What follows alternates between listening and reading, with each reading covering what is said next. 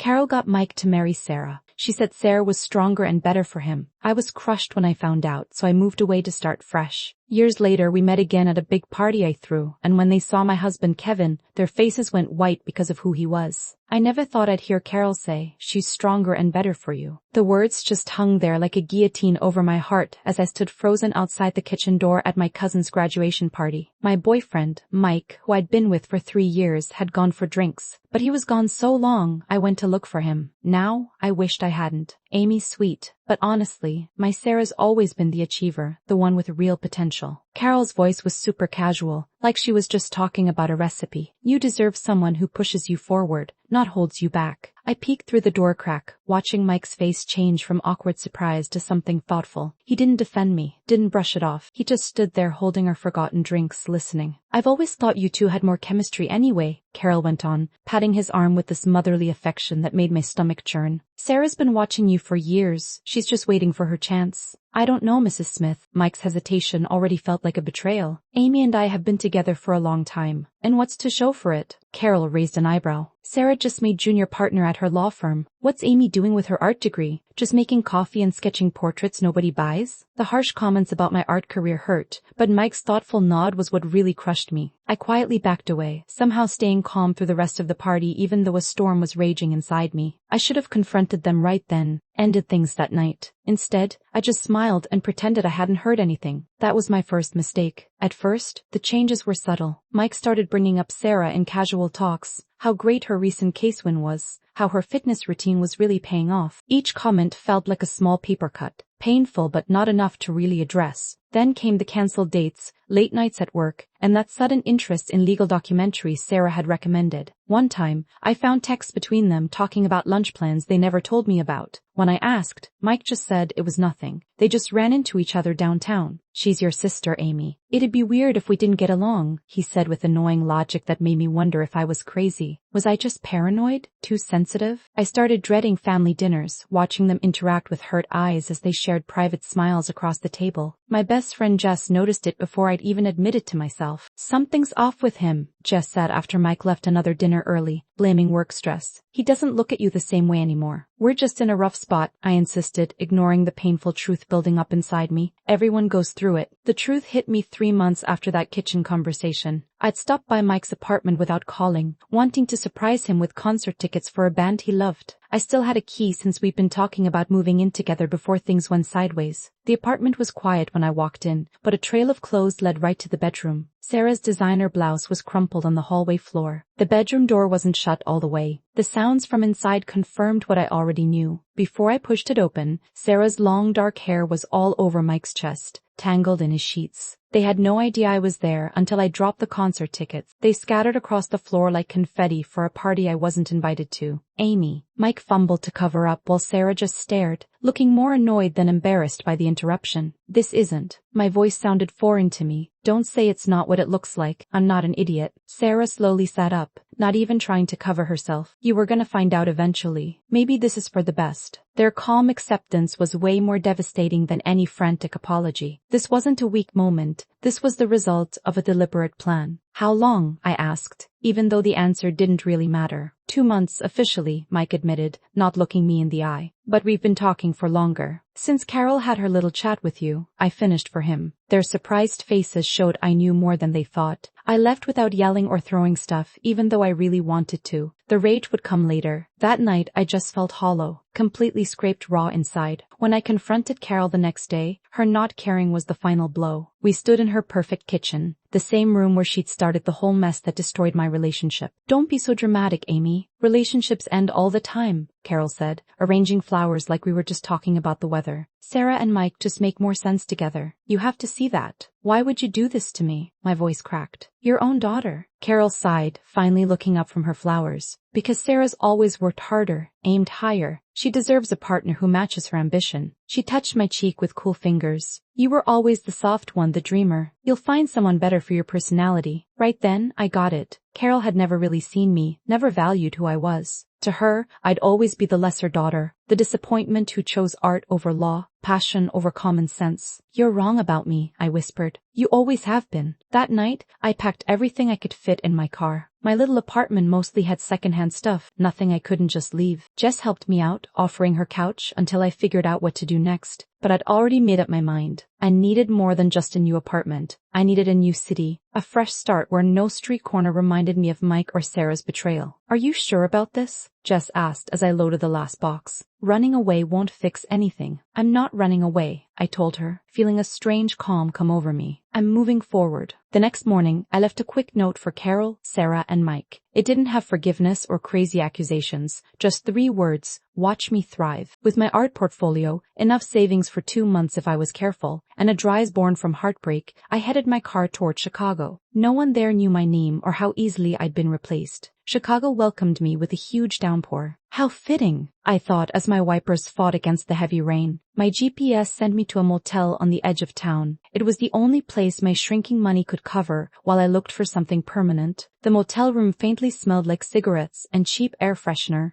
I sat on the edge of the bed, surrounded by my quickly packed stuff, and let myself cry for 5 minutes. Just 5 minutes of weakness before the real work started. When my alarm went off, I wiped my face, opened my laptop, and started looking for apartments and jobs with equal desperation. 3 days and 12 apartment showings later, I signed a lease for a studio in Uptown, which my realtor optimistically called a neighborhood with character. What she really meant was the building was old, the elevator often didn't work, and my neighbors were a mix of students, immigrants, and night shift workers. The rent took almost 2/3 of my remaining savings, starting the invisible countdown on my Chicago experiment. You have 30 days, I told my reflection, pinning job listings to my fridge with little pizza magnets, the only decoration in my plain new home. Find work or give up. 28 days later, after lots of rejections and no replies, I walked into Meridian Investment Group for my last scheduled interview. The receptionist led me to a waiting area where another candidate was looking over notes. Her designer suit made my carefully ironed department store dress feel totally inadequate. Miss Hayes?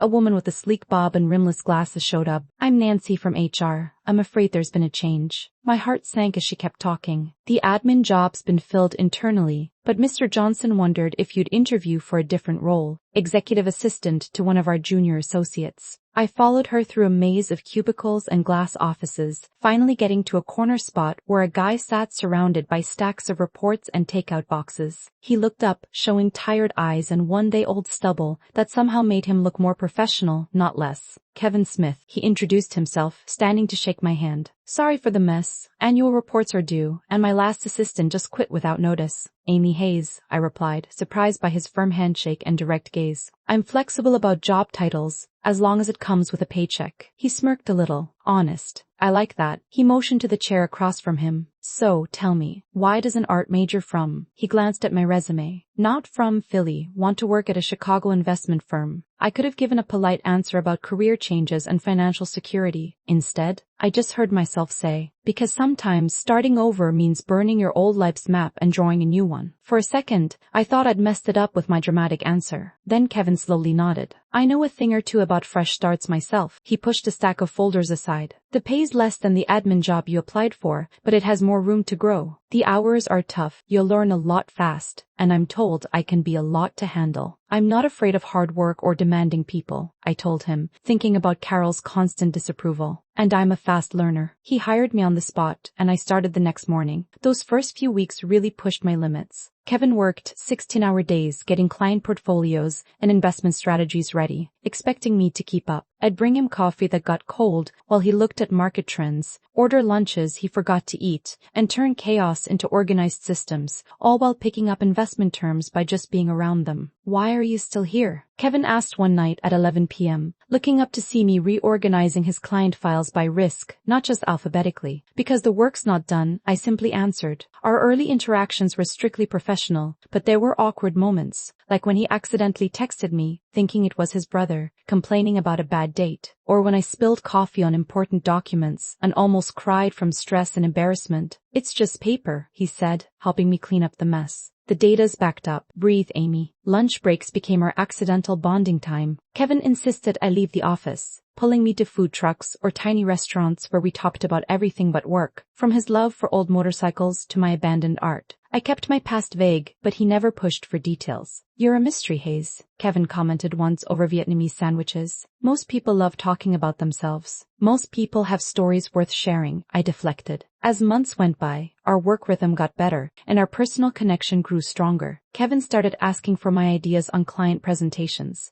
I started knowing what he needed before he even said it. Late nights changed from stressed silence to easy collaboration, sometimes with surprisingly personal talks. My dad wanted me to take over his construction business, Kevin confided one really late night. He thinks finance is just messing with other people's money. We haven't talked in 2 years. Carol always liked Sarah better, I said back, my first time mentioning family. Nothing I did was ever good enough. He didn't give me any empty words or judgments, just understanding silence that felt more healing than anything he could have said. 6 months into my Chicago fresh start, Kevin asked me to dinner at a real restaurant instead of just eating takeout at our desks. I thought it was to celebrate getting a big client, but over dessert, he slid a business plan across the table. I've been working on this for 3 years, he explained, as I quickly read the document. A small investment firm focusing on sustainable businesses and first-time entrepreneurs. Clients traditional firms usually ignore. I looked up, confused. It's impressive, but why are you showing me? Because I'm leaving Meridian next month to start it. He leaned forward, his eyes intense. And I want you to come with me, not as my assistant but as operations manager. You get systems, people, and how to make things happen in ways I never could. That's crazy, I managed to say, my pulse quickening. I barely know anything about investing. You understand more than you think, he countered. And you have something more valuable, integrity and intuition. The technical stuff is learnable. It'd be risky, I said carefully, even though inside, I was already saying yes. Super risky, he agreed, surprisingly honest. We might fail big time, but I'd rather fail building something meaningful than just succeeding at making rich people a little richer. I studied his face, looking for any sign of impulsiveness or empty ambition that I'd seen in others. Instead, I saw steady determination and a real belief in his vision, and surprisingly, in me. When do we start? I heard myself say. For the first time since leaving Philly, I felt like I was moving towards something, not just away. We transitioned from colleagues to business partners easily, but going from friends to something more really surprised both of us. It started with late nights going over business plans that turned into talks about our hopes and dreams, then dinners that lasted long after we'd finished discussing work. 6 months into our new business, Kevin kissed me for the first time outside our office as soft snow fell around us. Neither of us said a word about it the next day, both scared to mess up our tricky business relationship. But when it happened again a week later, we couldn't pretend it was just an impulse anymore. This could ruin everything we've built, I warned him one evening. Or, it could be the start of something even better, he countered, always the optimist to my cautious nature. Our dating was unconventional. Business meetings became dates, and market research trips turned into weekend getaways. We kept it private from clients and investors. We wanted to be taken seriously in a field where women were often seen as accessories, not equals. But within a year, Kevin proposed during a super ordinary moment, both of us in sweatpants, going over quarterly projections on my living room floor. Marry me, he said out of nowhere, looking up from a spreadsheet. Be my partner in everything. No ring, no fancy speech, just pure certainty that totally caught me off guard. People will say it's too fast, I hesitated, even though my heart had already said yes. Let them talk. I've never been more sure of anything. We got married 3 months later at the courthouse with only Jess, who'd flown in from Philly, and Kevin's brother David as witnesses. I wore a simple cream dress, Kevin a charcoal suit. No fancy vows, just simple promises spoken with real conviction. I choose you as my partner in all things, Kevin said, holding my hands tightly. I promise our partnership will always come first. Before work, before success, before everything. Those words healed something inside me that betrayal had broken. This wasn't a guy looking for someone stronger or better. He saw me for who I was and chose me intentionally. Our reception was dinner at our favorite Vietnamese place, the one where we'd had so many lunches. The owner, Mrs. Lee, insisted on decorating our table with flowers and serving champagne she'd saved for special times. To partnerships that lift us higher, Kevin toasted. Reality quickly took over from romance as we faced the challenges of starting a business. Our new company, Smith Capital Partners, ran out of our 1-bedroom apartment to save money on overhead. The dining table became our conference room, and the living room turned into a makeshift office with filing cabinets hidden as end tables. We set up client meetings at cafes or hotel lobbies, carefully creating the image of established success we hadn't actually achieved yet.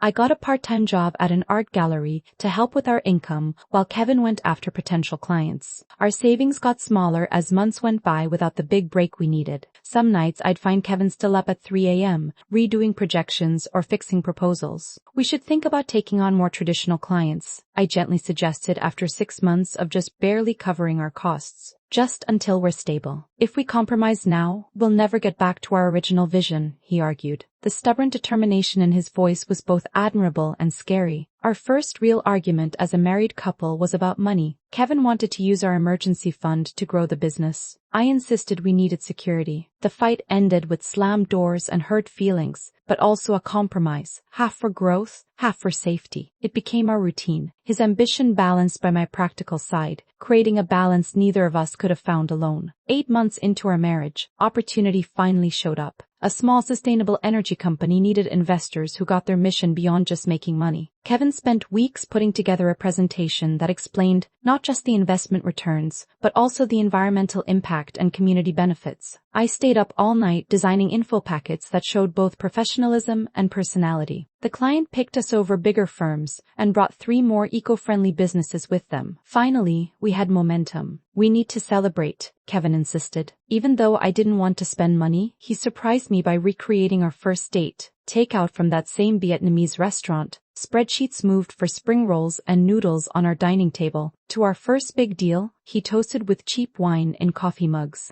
And to my brilliant wife who never stopped believing even when I almost gave up. The business grew steadily after that first big win. Our apartment got super cramped with file boxes and office gear.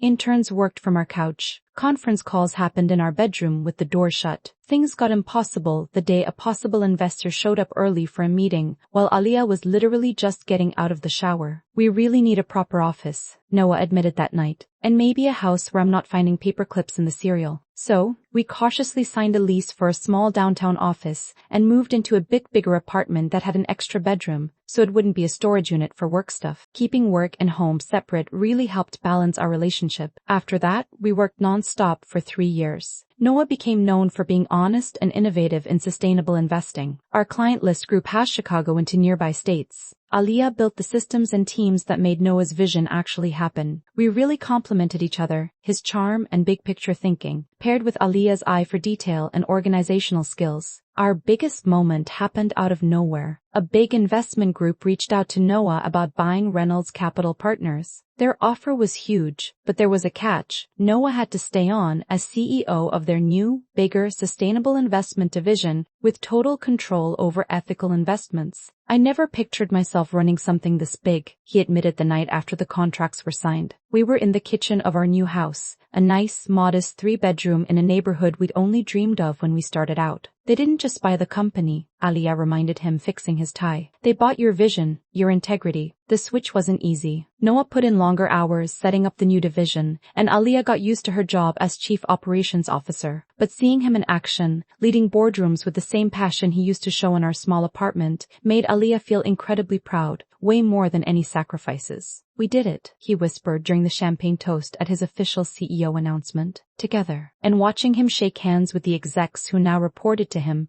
Aliyah thought about how far they'd come since that rainy day she arrived in Chicago, heartbroken and alone. Life had taken everything from Aliyah, only to give her something she never could have dreamed of in return. 5 years into Noah's CEO role, Aliyah had truly proven herself to be more than just the boss's wife. Aliyah's operational systems were basically the core of the company's growth into 3 new markets, and executives often asked for her opinion on how to organize things. We'd found our groove, Noah the visionary, Aliyah the architect who built the frameworks for his dreams. Our personal life had also settled into a nice routine. Sunday mornings reading the paper with coffee, monthly dinner parties with our close friends, and sometimes weekend trips to Michigan where Noah was fixing up an old motorcycle. We hadn't started a family yet since we were both so focused on growing our company, but we'd started talking about it late at night. Aliyah barely ever thought about Philadelphia anymore. Jesse would visit sometimes, giving carefully chosen updates about mutual friends, but never bringing up Aliyah's family. Aliyah had made her peace with that part of her life being totally over, or so she thought, until one Tuesday morning. You might want to see this, Noah said,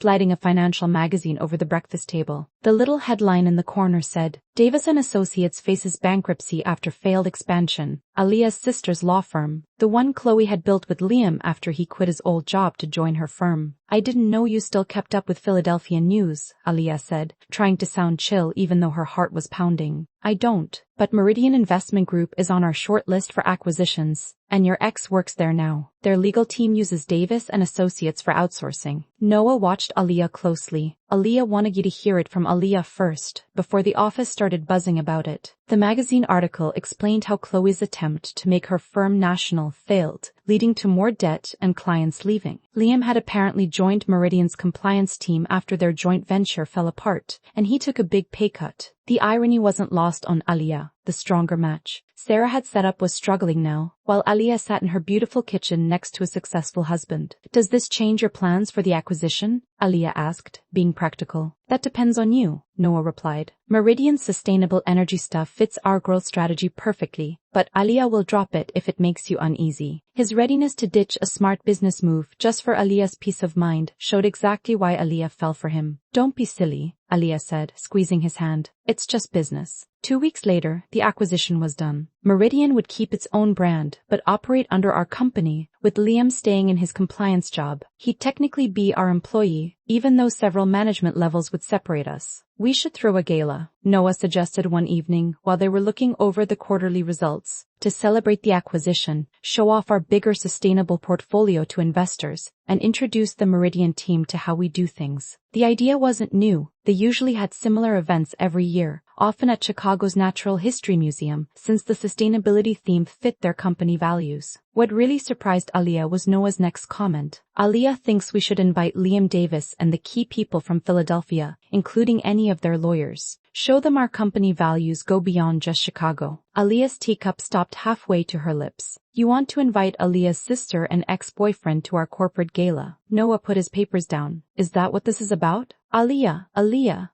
had no idea. The Davis and the legal papers. Aaliyah never connected that to your sister. His honest surprise made Aaliyah realize she'd never told him her whole family story, just hinted at a tough mother and a favored sister. No one knew Aaliyah left Philadelphia after a betrayal, but he didn't know all the details.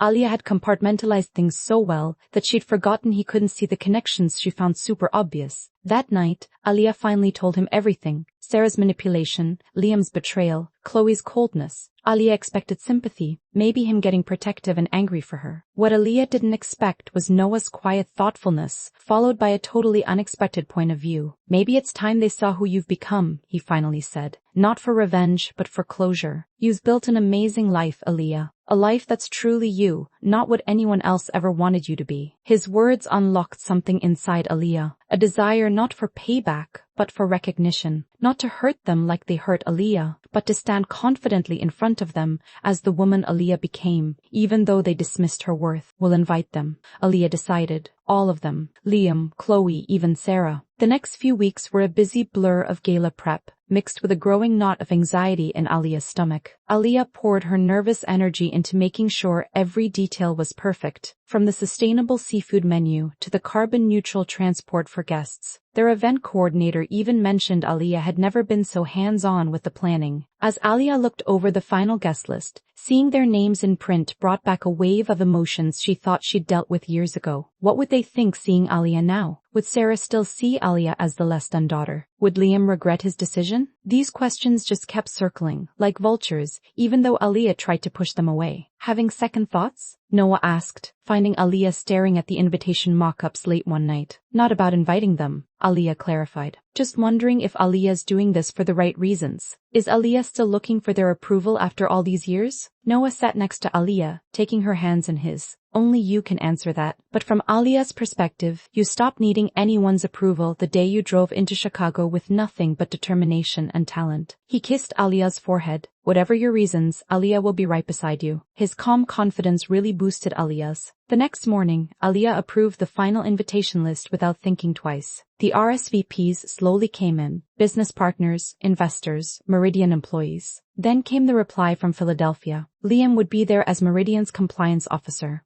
Chloe would come with him as his wife. And the biggest surprise? Sarah accepted, with a short note saying she was looking forward to reconnecting after all these years. The formal invitations went out 3 weeks before the event, fancy cards made with recycled paper and soy-based ink, reflecting their company's values. For her family's invitations, Aaliyah added a personal note. Looking forward to showing you the life Aaliyah's built. Aaliyah Reynolds. As the gala got closer, Aaliyah's clothes became an unexpected source of stress. Finding the perfect dress became symbolic. It had to show confidence without looking like Aaliyah was trying too hard to impress. After tons of shopping, Aaliyah found it, a really nice emerald gown that made her eyes pop and gave her an air of elegant authority. Ready to face your past? Noah asked the night before the gala, finding Aaliyah practicing imaginary conversations in front of their bedroom mirror. Ready to show off my present, Aaliyah corrected, suddenly totally clear on her purpose. This wasn't about proving Aaliyah's worth to people who'd underestimated her. It was about honoring the journey that brought Aaliyah to a life more fulfilling than anything she could have imagined when she left Philadelphia. The Natural History Museum looked amazing for their gala, with eco-friendly lighting giving the grand hall a warm glow. Noah and Aaliyah got there early to check the last-minute details, the organic flower centerpieces, the local food menu, and the jazz quartet softly playing in the corner. Everything was perfect, a true reflection of the values that led to their success. Nervous? Noah asked, fixing his bow tie as they watched the staff put on the final touches. Surprisingly no, Aaliyah realized. The anxiety Aaliyah had felt for weeks just vanished, replaced by a calm certainty. This is our world. They're just visiting as guests. As guests started showing up, Noah and Aaliyah stood near the entrance, easily greeting investors and colleagues. Aaliyah wore her emerald gown with a simple diamond pendant Noah had given her for their 5th anniversary. Aaliyah's hair, which used to be long like Chloe's, was now a stylish bob that framed her face. Aaliyah felt powerful, real, totally herself. Aaliyah spotted them right away. Sarah walked in first, wearing a navy dress that just screamed old money Philadelphia, with Chloe and Liam right behind her. They paused just inside the entrance, taking in the fancy setting and clearly looking for familiar faces among all the strangers. For a second, Aaliyah thought about going over to them, but something stopped her. Let them find Aaliyah, Aaliyah decided. Let them see Aaliyah in her element first. Their walk around the room eventually brought them to where Noah and Aaliyah were, talking to the mayor about green energy projects. Sarah noticed Aaliyah first, her practiced social smile briefly freezing before she recovered. Chloe's eyes went wide in genuine shock. Liam just stared, looking back and forth between Noah and Aaliyah as he slowly recognized them. Aaliyah! Sarah recovered first, giving Aaliyah a dramatic hug. You look absolutely stunning. Sarah, Aaliyah replied calmly, taking her air kiss. Aaliyah's glad you could make it. Aaliyah turned to include Noah. This is Aaliyah's husband, Noah Reynolds, the CEO. Noah Reynolds, the CEO. Noah Reynolds? Chloe clarified, holding out her hand. Always researching, always figuring out advantages. Some things never change. Your reputation goes before you. Aaliyah's been following your company's growth with interest. With all due respect, Mrs. Davis, but our success has been a team effort from day one, Noah replied smoothly, his hand finding the small of Aaliyah's back. Aaliyah's operational genius made Noah's vision possible. Their surprise was subtle, but Aaliyah couldn't miss it. This wasn't the story they expected, the heartbroken girl getting rescued by a successful guy. This was a partnership of equals. Liam Davis, Aaliyah's ex, stiffly introduced himself. Compliance officer at Meridian. Yes, we're familiar with your role. Noah nodded professionally. Welcome to the family of companies. Liam's expression changed as he slowly understood. You're Meridian's new parent company? Indeed, Aaliyah confirmed, enjoying the moment without any mean intentions. The acquisition was finalized last month. Noah will make the official announcement during his speech. Their discomfort was obvious as they processed this new reality. The man who dumped Aaliyah for someone stronger was now reporting to the company Aaliyah had helped build. The sister who took what was Aaliyah's was now standing in front of her, not as the superior sibling, but as the wife of a mid-level employee. If you'll excuse us, Noah said gracefully, we should keep greeting our guests. Please enjoy yourselves.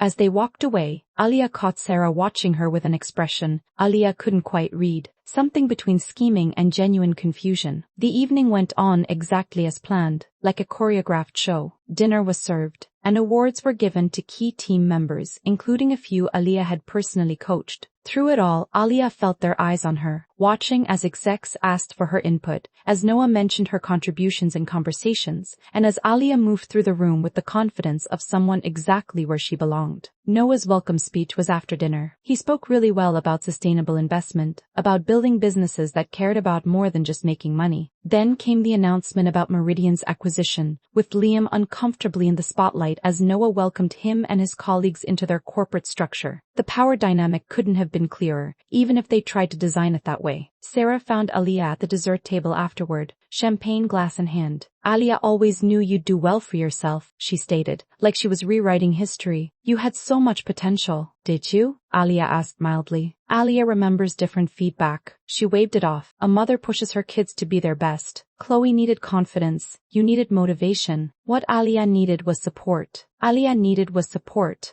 gently corrected. What Aliyah found was strength on her own terms. Well, she sipped her champagne. Aliyah guess. Aliyah should thank this Noah for seeing what Aliyah missed. Noah saw Aliyah clearly. Aliyah agreed. But he didn't create Aliyah's success, Sarah. They built it together because they value each other as equals. That's the difference. Her usual smile wavered. "Chloe and Liam are having a tough time," she confided, changing the subject. "Maybe you could say a good word for them? Family should help family." There it was, the real reason behind her nice act, not making up, but getting something out of it. Some things truly never changed. Their performance will decide their future with the company, Aliyah replied calmly. Just like Aliyah's did. Aliyah spotted Chloe walking over purposefully, with Liam trailing behind her. "Your husband's impressive," Aliyah's sister reluctantly admitted. "The way he takes charge of the room. You've done well for yourself." The backhanded compliment just hung there, implying Aliyah's success was only because of her husband, not something they built together. "We've done well together," Aliyah corrected. "That's how real partnerships work. Something worth thinking about in your own setup." Chloe's expression got hard after the gentle comeback. Liam looked away uncomfortably, unable to meet Aliyah's eyes. Their dynamic seemed tense, fragile in a way that didn't make Aliyah feel satisfied, but surprisingly, a pang of compassion. They got what they thought they wanted, only to realize it wasn't the prize they'd imagined. Aliyah should mingle. Aliyah excused herself. "Enjoy the rest of the evening." Hours later, after the last guest left and they got home, tired but content, Noah and Aliyah sat in their kitchen, eating leftover desserts straight from the container. "How do you feel?" he asked, studying Aliyah's face in the soft kitchen light. "Lighter," Aliyah realized. Like Aliyah just put down something heavy. Aliyah was still carrying. He nodded, thinking. "They seemed smaller, somehow. Not at all how Aliyah pictured them from your stories." "They are smaller," Aliyah mused. Or maybe Aliyah's bigger. Not in status or success, but in understanding what truly matters. "Which is?" Noah prompted. "Building something real, something true to yourself." Aliyah reached for his hand across the counter, with someone who sees your value without needing to put others down. "So, not revenge after all?" His eyes crinkled as he understood. "The weirdest thing happened," Aliyah confessed. Standing there watching them, seeing how unhappy they were even though they got exactly what they'd schemed for, Aliyah didn't feel like she'd won. Aliyah felt grateful. Grateful that if they hadn't betrayed Aliyah, Aliyah might never have left, never found Chicago, never met you, never discovered what Aliyah's capable of building. Aliyah squeezed his hand. Their cruelty actually gave Aliyah her freedom, even though they never meant to. Noah smiled and pulled Aliyah into a hug. That might be the strongest kind of redemption, not making others pay for hurting you, but realizing their actions pushed you towards something way better. As they went up to bed, tired but happy, Aliyah realized the night had given her something she didn't know she needed. Not the satisfaction of showing them what they'd lost, but the peace of finally letting them go completely.